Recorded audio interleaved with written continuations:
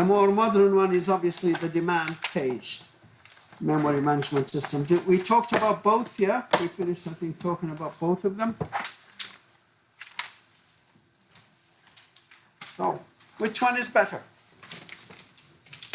What am I going to start with? Come on, any takers?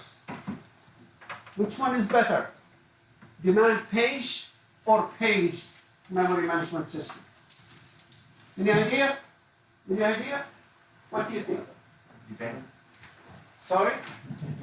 It depends, yes. Okay, give me one reason why. Say the paged is better than the demand-paged. What's the advantage of the paged system over the demand-paged? Yeah? It divides the memory equal size. Say again? It divides memory equal size. That's how you might describe it, but that's not an advantage. The user doesn't care whether, you know, how it's divided. What the advantage is it for users or efficiency or speed or whatever? It can be faster. It's faster than demand-paged. Do you know why? Why demand-paged is slower? Hold on, I have a volunteer. Oh. No? Why is demand-paged systems slower? Sorry?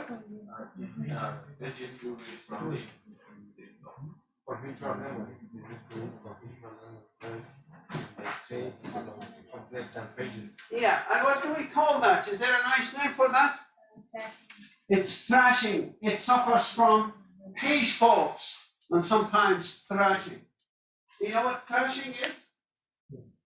Good. What is it? What do you think he thinks thrashing is? You know, you don't know. Okay, that's what you think. What's thrashing? No, I didn't ask you to say it. I said, do you know it? And you'll give me the right answer. I think. Well, we'll get to find out. What's thrashing? It's frequent or excessive page faults. So if you get page faults once or twice, okay, a few times, but if you keep getting loads of it, that's really a problem. We call it thrashing, and it causes huge amounts of delay. So thrashing is a problem in demand page systems. Do page systems suffer from thrashing? The page system. Anybody can describe page systems in two statements? Would you like to try? Page systems. Program that's split into pages, the code is pages. Are they variable size? No. Fixed size. So first thing, at the start, all memory is divided into equal size partitions. We call them page frames. And the program is split into like code equal size pages. And every program that comes in, it also is split into pages. And then, what do we do with the program? Then a page is assigned to a page frame. So some pages of the program are allocated into page frames, right?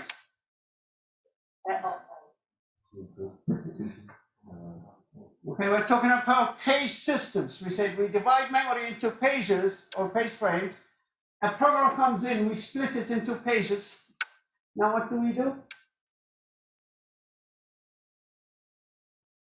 Programs are divided pages, so programs. We already said that. Go to the next step. What do we do with the program? We have 10 pages in our program. Program seeking, searching, free memory. Three pages memory. They divide it. Okay. So, all right. The question is, well, I think I know what you're trying to say. We look for free page frames and we put the program pages into the page frames in memory. All of them or some of them? That's the question. If we have 10 pages, do we take only 3 or 4, put them in main memory, or all of them? All of them. In the page system, all of them. They all go into memory. The entire program must be in memory. And that's why it's faster. We never have to wait. We never get a page fault because all the pages are there to start with. But what's the problem with that? What's the disadvantage of page systems? Any idea? You can't have a problem with critical memory. Yeah, we still are limited by memory. You can only run a program as long as it can fit in memory, so it has to be smaller. Any other little disadvantage? Pardon?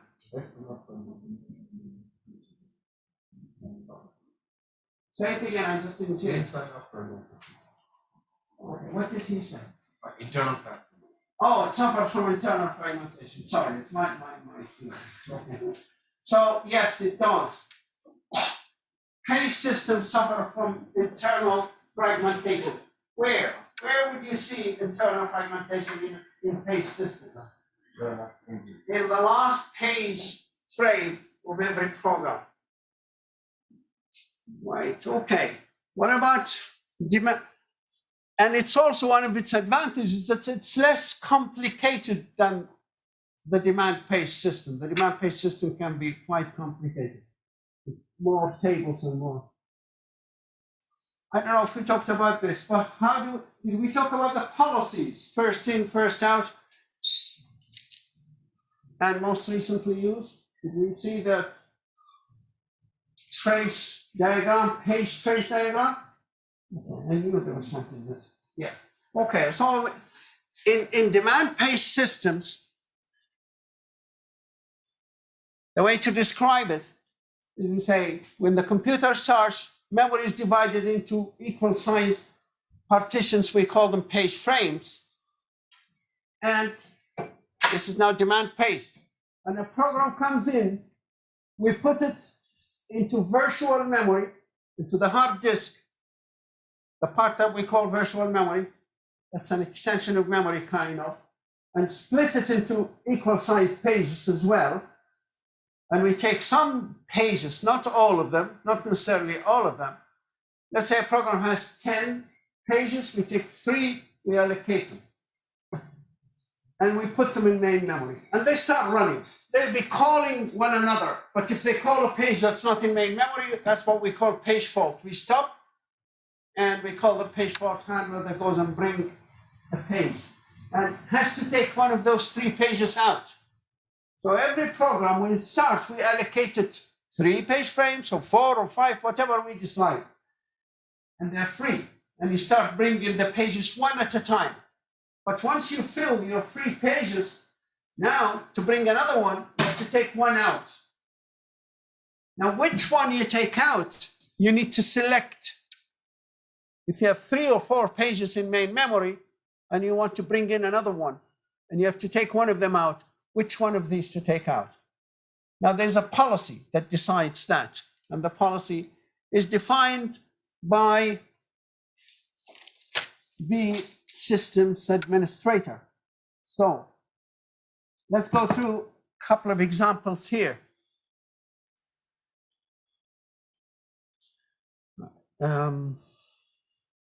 Okay, can you see this on the Zoom? Anybody watching Zoom? Can you see this here? All right. So we're going to look at how pages are swapped. And we'll start with one policy. The easiest policy is called first in, first out.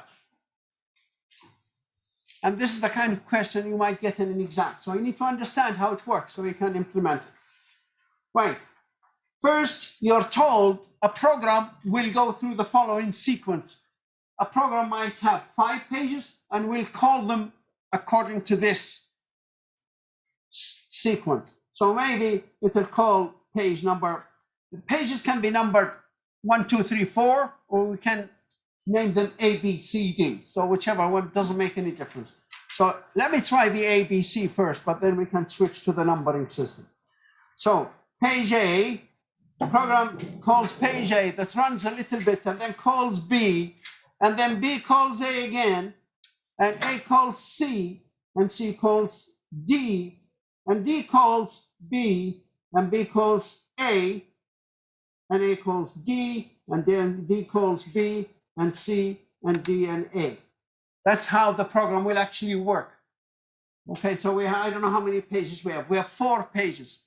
Let's add another one. I forgot maybe. Well, I don't need. Okay, it doesn't matter. And let's say we gave the program 2 page frames for some reason. We could give it 3 page frames. So I'm going to have this in a table. This is the demands, the requests, and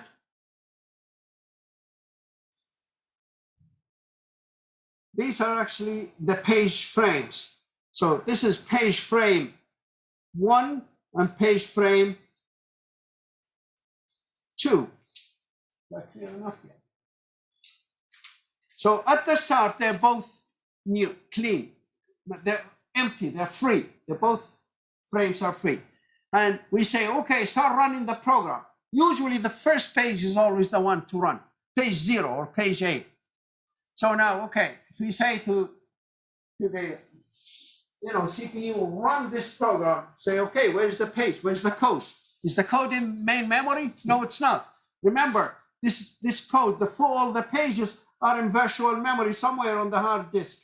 So all the pages are there sitting in main memory, in virtual memory on the hard disk. We say, okay, bring in, we want to execute, we can't execute, that means that's a page fault. Let's mark a page fault. So when we wanted to execute page A was not in memory. That's a page fault. We want to minimize page faults, but let's just count how many page faults we get in this case. So we go and bring page A and put it in the first page frame. We have 2 free page frames. It's like you have booked 2 rooms in a hotel, and there's four of you going. So whoever gets there first will be given the first room. So the first room here is given to page A. So page A is actually now in this room. And start executing the code. And somewhere along the code, it says, hey, I need page B. So we're going to have time scale here going this way. This is in measured time. And whatever stage 1, 2, this could be seconds or milliseconds, or just so we know this is the time going this way. This is the past, and this is the future. And that's where we are right now. Now we said we need page A wants page B. And page B is not in main memory. That's another page fault. So we'll just mark another page fault. If the page is there, they call it hit, page hit. If it's not there, they call it page fault. And we just mark it as this. That means there's a bit of a delay. You have to wait for a little while because we're going to go and run the hard disk and bring the page from there. So that's where we've already, now we have page A here. We decide we'll put the other one in page frame 2. So now the 2 frames are busy. That's it, we're full. The hotel, the rooms are both full. Now B, at the next moment of time 3, it says I need page A. So B starts executing. Now B is running now. A is not running, it's just sitting there. Now B is running, it says, hey, I need to go back to A. Is A in main memory? Yes, it is. Well, then it's a hit. It's not a page fault. The memory manager just transfer control to A and start executing so fast. We won't even notice it. The program is running continuously. It's great. If we have page hit, that's great. If we have a page fault, it's bad news. It's a delay. So we move to A, and A is running, and B is sitting here. Now A is running and says, I need C. C is not in main memory. That's a page fault. Then you mark it here as a page fault. So now so far we have 3 page faults. So what do we do? Where do we put A? Where do we put C? Do we put it in this place of A or in place of B? Now we are following the first in, first out. First in is you look backward and see which of those 2 that we have, not when the first one came in when we started executing, but only in those 2, which one of them came into memory first before the other. So looking backward, B came in at this time, A came in at this time. If you look, see, A has been sitting in this page frame since time 1, time 0, and B's been sitting there only since this time. So A, in this case, was in before B. So that's the one we take out. So we take A out and put in its place C. and B is still sitting there, and now C is executing. C says, I need D. Okay, who's going to help me there? I'm going to start with you. Yeah. So is there a page fault here? Yes, there is a page fault. Why? Because D is not in main memory. So we mark it. This is a page fault. Now, the page fault handler will come in. Do we have a free space? No, we don't. We have only 2 page frames and they're both occupied. So we have to pick one of them. Which one would you take out based on the policy first in, first out? Oh, B. Oh, sorry, I didn't hear you. So we pick B. Why B? Because C is just in at this time 4, but B has been in since time 2. So B is the one to take out. So we take B out and replace it with D, and C is still sitting here. The control is now transferred to D. D starts running. It wants B. Okay, what happens in this case? Is there a page fault? Yes, B is not there. Which one? Right, where are you going to put B? Here or there? Take C out or D out? Which one would you take out? You look back and see which one has been in first, D or C. D came into the system now at time 5, while C came in at time 4. So obviously C was in first, and that's the one we take out. That's what first in, first out means. So this is, I'm just going to mark this time 5, 6, 7, 8, 9, whatever it is, 10, 11. So we take C out and put B in its place, and control is transferred to B. And therefore now B needs A, calls A is not there, so that's another page fault. There's a lot of page faults here. And we put A, I guess, in D's place, because even if you can see here, which one was in first, B or D? Now, right, we're going to take A, is going to take B's place or D's place. So you walk backward. See, D's came in at time 6. But even though it was in the system beforehand, but not, you don't say, oh, no, B was in the first, in the system. No, right now, when was the last time it came in? So, see, B was taken out of the system. It wasn't in continuously. So it was taken out. It wasn't in the system at time 5, came in at time 6, while D came in at time 5. So D is the first in those 2 here, and so on. So we put A here, and B transfers control to this one. And now A calls D, and D, again, it's out. This is like, you know, too much swapping or page faults, too many page faults. We just took D out, and now we need it again. It's like a loop or something. But anyway, let's carry on. So D has to take B's place or A's place, and B's been in there for 2 seconds. This one is only for 1 second, so it'll take B's place. So D goes in here, A goes in here, he executes, we call B again, B will take A's place, and B starts running. And now we need C. C will take B's place. And that's another page fault, another page fault, another page fault. Too many page faults. And I just want to finish it, but so C goes in here, and instead of B, and C is running, it needs D. There's no page fault here. This is the first time there's no page fault.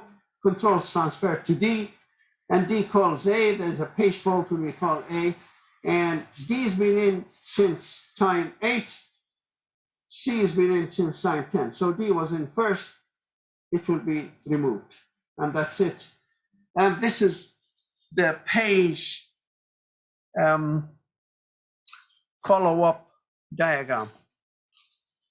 It's page analysis diagram.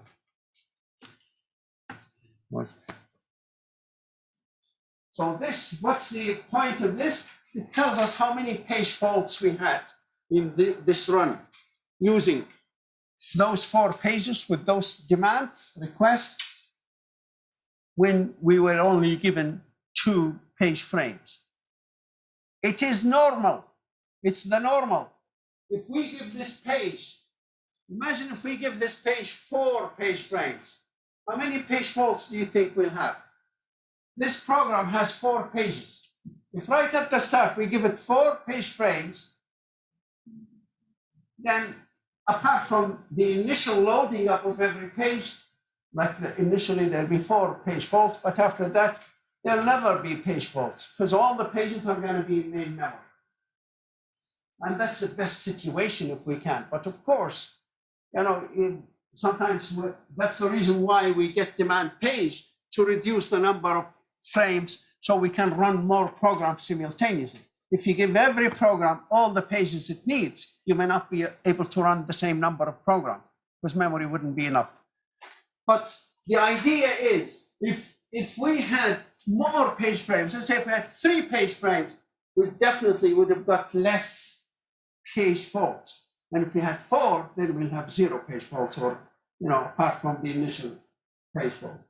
You agree with that? The more page frames we have in memory, the more space we have in memory, the less page faults we're going to have. And this is true. This is a rule. But this rule, somebody found that if that's not always the case, there are some programs that if you give them more space, they'll have more page faults. And for that, we need to look at the diagram to just be able to see it better. So I'm going to change the source. Okay, guys. So that's briefly the page system. And I should be running this, but the page system, memory is split into equal size pages, and a program is also divided into equal size pages, but you need to say all the pages are uploaded into different page frames in memory. So that's page system. Demand page system is slightly different. Demand paging, you have all memory is also divided into pages, and every program is divided into pages. Here are the programs on the left, job 1, job 2, job 3, 4. And every job has a table, and the table has the pages of this program, and it shows whether they are in main memory or not. So the yes, that means they're in main memory. If you look at the last application, job 4, it has 6 pages. 3 of them are in main memory. It says yes, and 3 of them are not. This is the status field. The status field indicates whether the page is in main memory or not. There are other fields. One of them is known as the modified field. Anybody knows what the modified field is used for? Anytime a page is in main memory and executing, the page in memory has the code of that program, but also data. Any variables you have in that page, like if you write a program, you say x equals 0, x is considered data. If it's in that page and it had the value 0, but the program started running and you put another value in it, the memory manager will know, okay, we have changed this page. This page now is not the same, exactly the same as the one that's on virtual memory. Virtual memory is the hard disk. Remember, we take the page, swap it in and out. So sometimes the page that's on the hard disk on virtual memory, when we brought it up, we modified it. So if it's modified, it's not the same. So if X had a 0 in it when the page was on the hard disk, we brought it up, X has a 0 in that page. We change it to 10. Now, if we just make that page disappear and we need to bring it back again, X will go back to 0 because that's what we have on the hard disk. So if we need that place and we need to take it out, the page, we need to overwrite the previous page to keep up to date. If we don't, then we lose that change. So remember that we have 1 copy of the page on the hard disk in virtual memory and 1 copy in memory. Sometimes it doesn't change. And remember, every time we need to bring in another page, we have to do 2 things. We have to remove 1 out of main memory and write it to the hard disk. That's a slow operation. Writing to the hard disk is slow. And then we need to bring in the requested page and that's reading from the hard disk. Hard disk is a mechanical device and it's very slow. So they try to save time. Instead of having to write every page and bring the next page required every time we have a page fault, we try to say, listen, we already have a copy of that page on the hard disk, and it's the same copy in main memory. Why write it again? It's already exactly the same, unless we have made some changes. So the memory manager, if you bring in a page, the moment you bring it in, it will keep information about that page. For example, here in this field, it put no. That means it has not been changed. But the moment your program makes any change on this page, it will go to that page. Let's say the change happened on page 2, or page 2 here in the last program, and it will say, yes, this page has been changed. So it's no longer the same page on the hard disk. So if we need to bring it out, we must write it to the hard disk. If we need to bring it out and it has not been changed, no modification, then it's exactly the same on the hard disk. You say skip writing it to the hard disk, because writing to the hard disk is a very slow operation. And if we can skip it, we will save time. So that's why the memory manager keeps information about each table. First, is it in memory or not? And since the last time we brought it into memory, has it been modified or not? Usually it will have no the moment it's brought in. And if we need to take it out, we'll look. If still no, has not been modified, we'll then say, don't write it to the hard disk. We still have exactly the same copy on the hard disk. Now we will save the writing and we go and bring the required page. So reading has to be done. But the writing, we can skip it sometimes. And how do we skip it? The memory manager will know. Is the page, has it been changed? If it has, well, then we need to update it if we need to take it out. The other field is known as the referenced page. Reference means it has been requested. Like, so you have a page sometimes in memory, or if you have 3 pages, A is colon B, A, B, and C are there. B is colon C, C is colon B, B is colon A. Each time a page calls another page, we call it reference. A page has been referenced. And sometimes a page, like sometimes you bring in 5 pages. Let's say there are 5 pages in main memory. They all came in initially. But then page number 1, for example, was never called again. 1 called 2, 2 was calling 3, 3 was calling 2, 2 was calling 5, 5 was calling 3. This page was never called again. So we say it's never referenced. Maybe next time we need to take pages out, take that one. It's just sitting there, never even been executed again since the first time we brought it in. You understand? That's what reference means. So if we can find out if a page is frequently referenced, that means it's used a lot. If you take it out, you probably have to bring it back in again. So leave it in there and we can cut down on our page faults. Remember, the ultimate is to reduce page faults. So that's another field. It's called reference. So you need to understand those fields, what they are, or what do they mean, or what they're used for. So one field is called status. That tells the memory manager uses it to tell whether this page is now in main memory or it is not. So if, for example, here, page 0, say, give me page 2.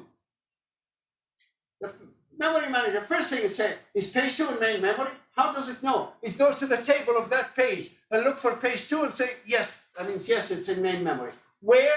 There is another field that tells you it's on page frame number 15. That's your where in main memory, where physically in memory it is. So you can go straight to it.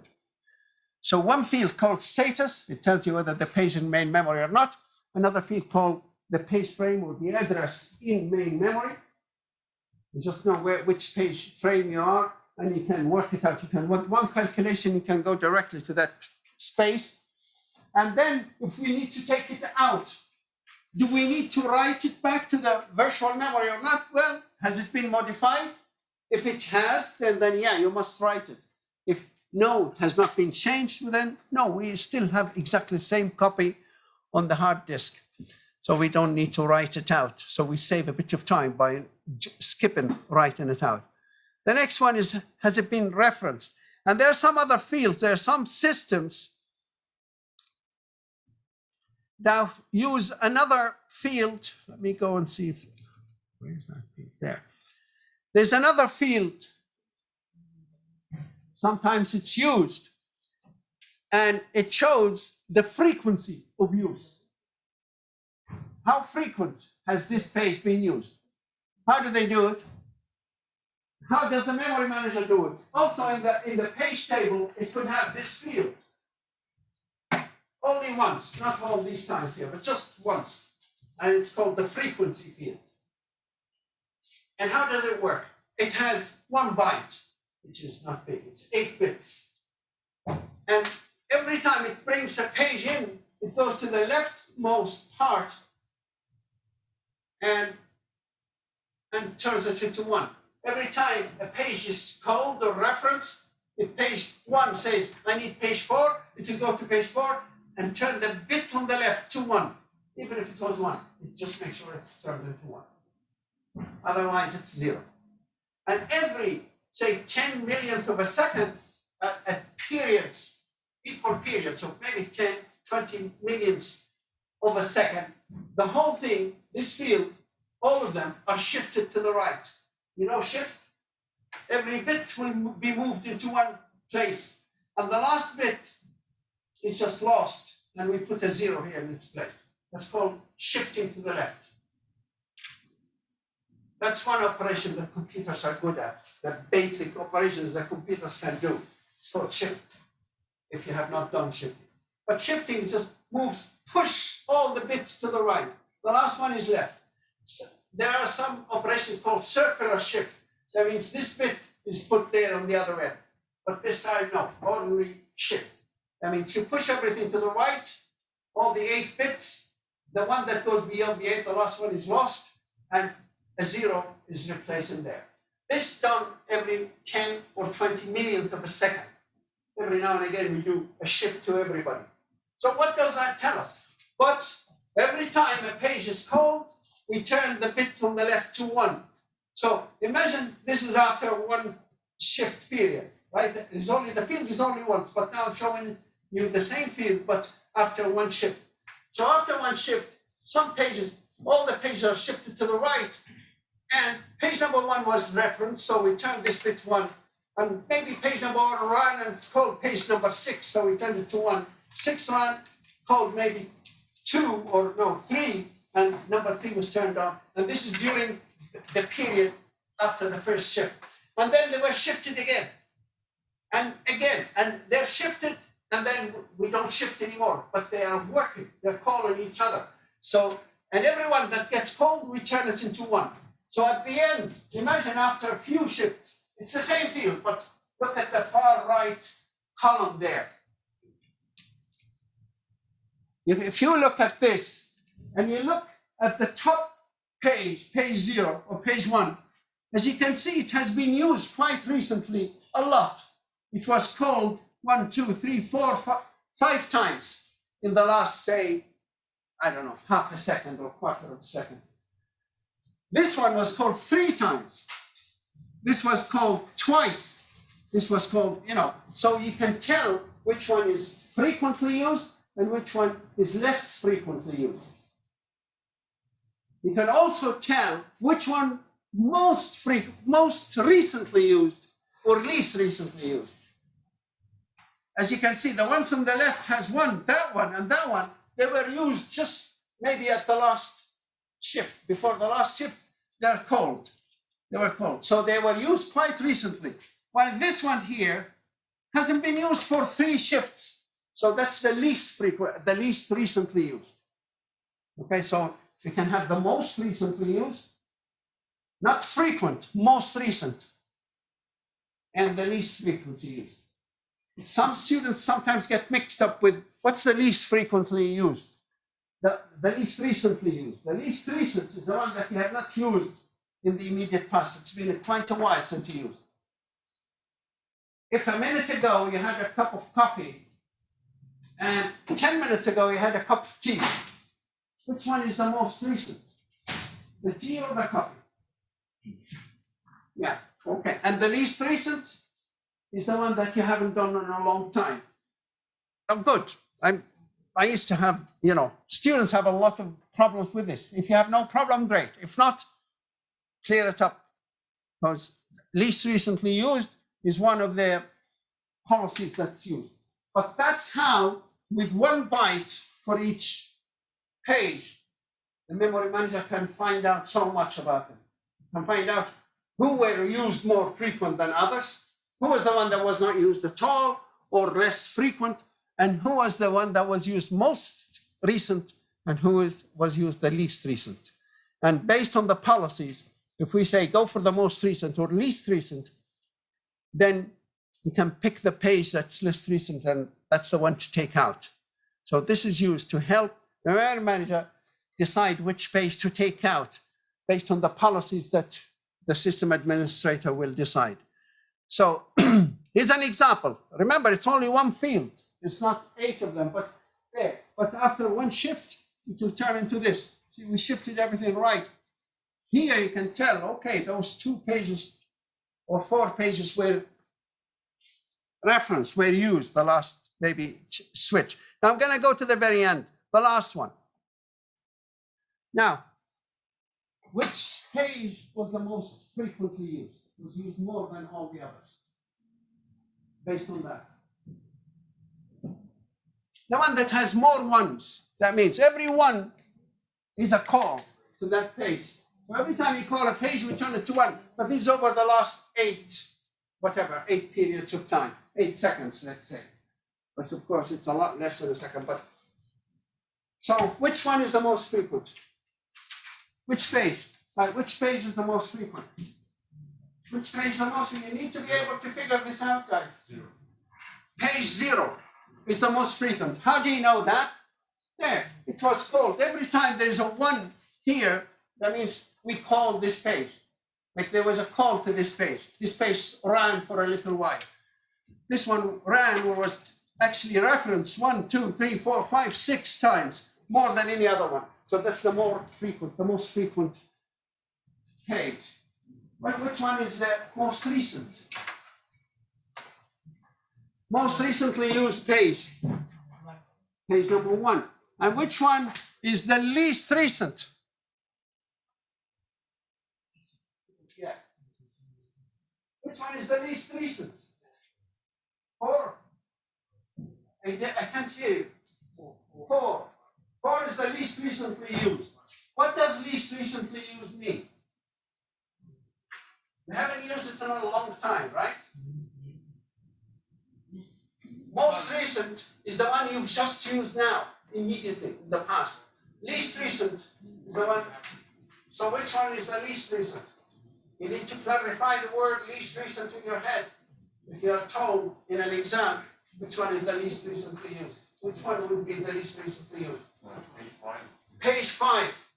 Yeah, page 5. Actually, it hasn't been used at all.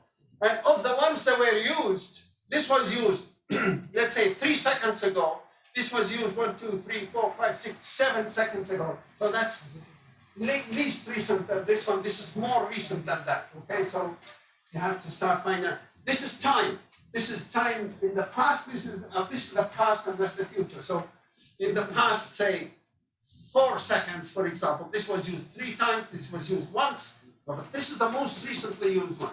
This is just being used now.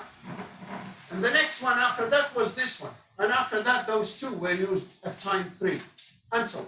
So you need to know which one has been used more frequently, a lot, which one has less frequently, but also don't forget most recent and least recent, because there is a policy there that can be used also. These are the fields that are actually kept. I mentioned them earlier on. For every page, there is a status bit.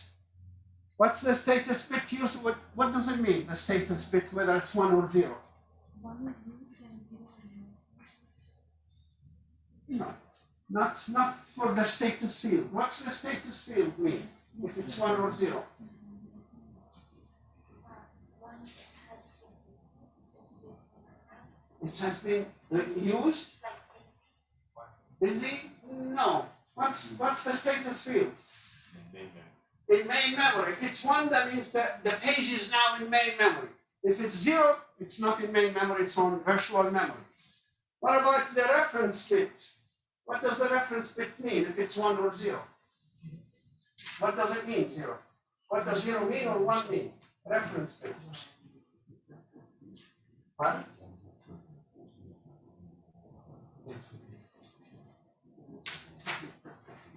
Oh.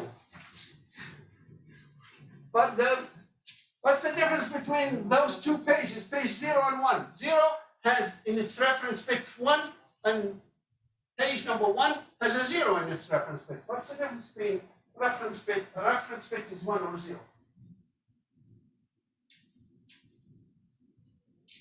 Reference bit? Yeah? Anybody? Was this page called? Did it work at all? Did another page call it? Is it running or not? Sometimes comes and sits in memory, and nobody calls it. Reference, I mean, somebody made a reference to this page. Said, I need an instruction, it's on page 3 or page 1.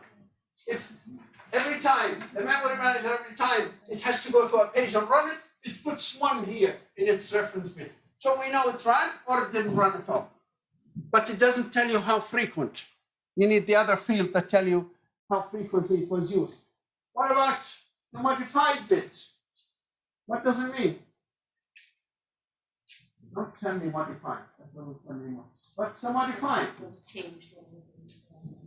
Yeah, was the page changed? So what if it was changed or not? And then in different virtual memories, we want to override the virtual memory. So if we need to take it out and write it to virtual memory, if it's 0, we don't have to write it. We have exactly the same copy on the other side, so we can skip the writing. That's what it's there for.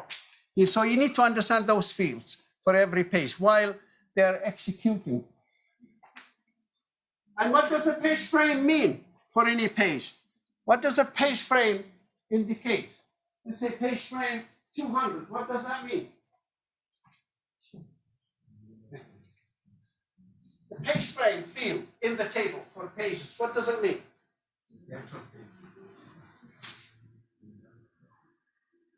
No, for page number 4, it says 400. What does 400 mean? It was page in the page frame field there. What do you mean, the actual page? The page is such a vague word at this stage. What do you mean? The what? The location where? On the virtual memory. On main memory. I knew you. I couldn't even that. On virtual memory. Say, yeah, virtual. No, it's on main memory. So this field here, page frame, it tells you which page frame in main memory, where in main memory this page is located. So the memory manager can go straight there and start executing if it needs to. Right, this is when we said we have to stop and do a page fault. You can just see how long in ratio swapping a page, this is what takes to swap a page in length of time. Imagine if the total length of time we take is 1020 milliseconds. Whatever it is, it doesn't matter. But in ratio-wise, there's very little execution time. But then this page runs and says, I need another page. So that page is not in main memory. It might take 300 milliseconds to swap the page, go and bring it over. And then we start running on it, and we might run for about 30 milliseconds, and this page calls another page. It's not in main memory. So every time there is a page fault, as you can see, it's actually 10 times more, most of the time, on average, it takes 10 times longer to actually swap a page than to execute. So the more page faults, so that's just so you know, page faults are really slowing the execution. And if you have thrashing, that's even worse. And what's thrashing? For those who don't know what thrashing is, excessive page fault. Frequent may not be a lot, maybe, so a lot of page faults. That's what thrashing is. And that's a problem in demand-based memory management systems. So I think I'm going to stop at this stage.